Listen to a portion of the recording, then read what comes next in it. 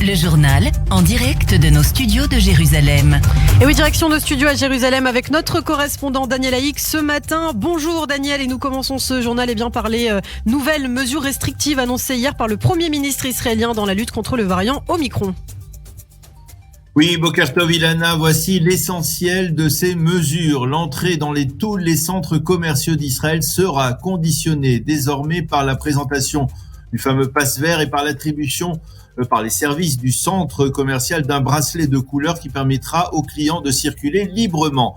Les non-vaccinés ne seront autorisés à se rendre dans les centres commerciaux que pour y fréquenter les services d'urgence à l'intérieur de ces centres commerciaux.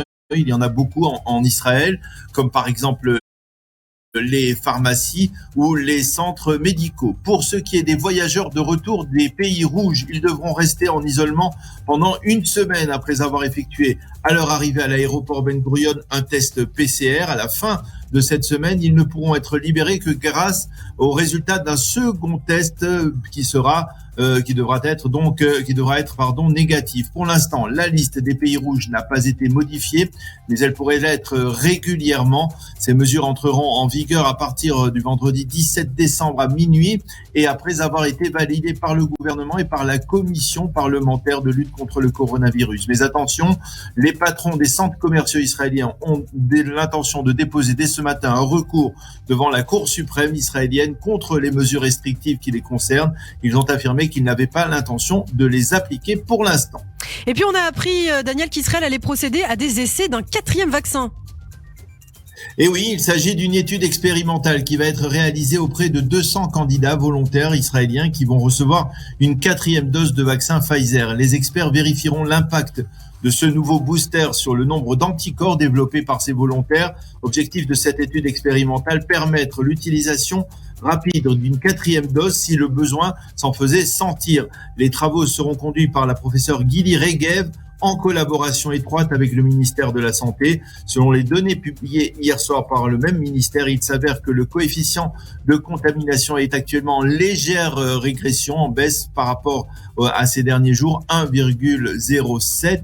On recense au total 89 cas de variants Omicron en Israël et au total 88 cas graves de contamination, 47 d'entre eux sont sous assistance respiratoire.